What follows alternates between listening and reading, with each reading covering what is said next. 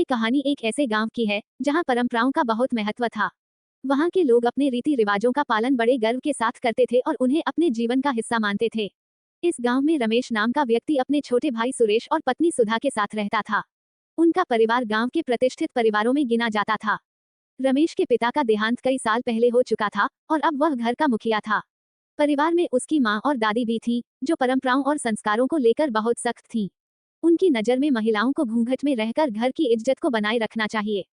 सुधा एक पढ़ी लिखी और समझदार लड़की थी। शादी के बाद जब वह ससुराल आई तो उसने अपनी सास और दादी सास को घूंघट में देखा। सुधा ने सोचा कि ये तो एक नई परंपरा है जो उसे निभानी होगी। वह अपने नए घर के माहौल में ढलने की कोशिश करने लगी। पहले दिन ही उसकी सास ने उसे समझाया, बेटी, हमारे घर की परंपरा है कि बहुएं हमेशा बुजुर्गों के सामने घूंघट रखें। इससे परिवार की इज्जत बनी रहती है। सुधा ने सिर झुका लिया और चुपचाप बात मान ली। उसने सोचा, ये तो मेरा नया परिवार है, मुझे यहाँ के नियमों का पालन करना चाहिए। दिन बीतने लगे। सुधा हर रोज सुबह उठकर काम में लग जाती। घर के सारे काम खत्म करते करते उसका सारा दिन बीत जाता। वह पूरे समय घूंघट में रहती, जिससे उसे कभी कभी दम घुटने जैसा महसूस होता। लेकिन उसने कभी किसी से शिकायत नहीं की।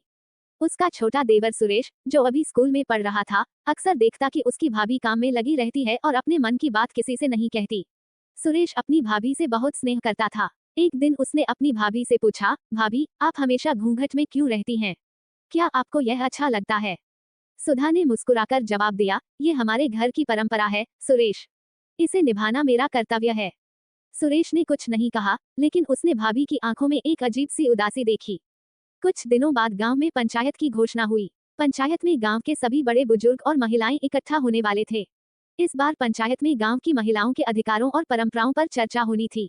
ये सुनकर सुधा का मन कुछ सोचने लगा। वह कई दिनों से महसूस कर रही थी कि परंपराओं के नाम पर महिलाओं को कई तरह की पाबंदियों में बांधा जाता है। उसने सोचा कि यह सही मौका है अपनी बात रखने का। लेकिन फिर उसके मन में डर आया, अगर मैंने कुछ कहा तो लोग क्या कहेंगे? क्या मेरा परिवार मेरा साथ देगा? सुरेश ने अपनी भाभी की चिंता भांप ली। उसने सुधा से कहा, भाभी, अगर आप पंचायत में अपनी बात रखेंगी तो बहुत सी महिलाओं को हिम्मत मिलेगी।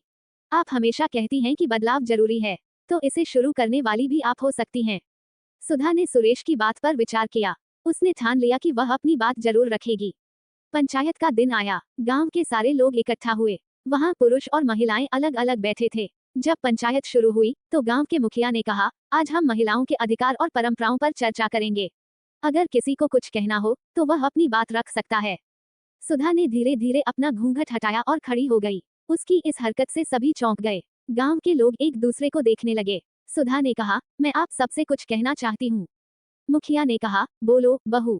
सुधा ने बोलना शुरू किया, मैं यह नहीं कह रही कि परंपराएं गलत हैं, लेकिन जब परंपराएं किसी की आजादी छीनने लगें तो उन्हें बदलने की जरूरत होती है। घूंघट रखना एक परंपरा है, लेकिन यह हमें हमारी पहचान छिपाने पर मजबूर करता है। क्या हमें अपनी सोच और खुशी के साथ जीने का हक नहीं है? सुधा की बात सुनकर पंचायत में सन्नाटा छा गया। कुछ महिलाएं अपनी जगह से उठी और बोली, सुधा सही कह रही है, घूंघट हमें कमजोर बनाता है, हमें भी अपनी पहचान चाहिए। धीरे धीरे पुरुषों ने भी सुधा की बात का समर्थन करना शुरू किया।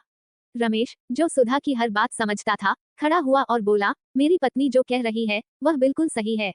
हम परंपराओं के नाम पर महिलाओं को क्यों रोकते हैं? हमें बदलाव की जरूरत है।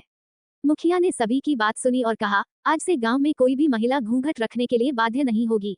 ये हर महिला की अपनी मर्जी होगी कि वह घूंघट रखे या नहीं। पंचायत खत्म हुई, लेकिन उस दिन गांव में एक नई शुरुआत हुई।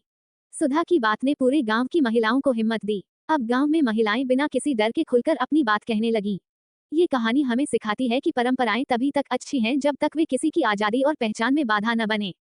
बदलाव की शुरुआत करने के लिए हिम्मत और सही सोच जरूरी होती है।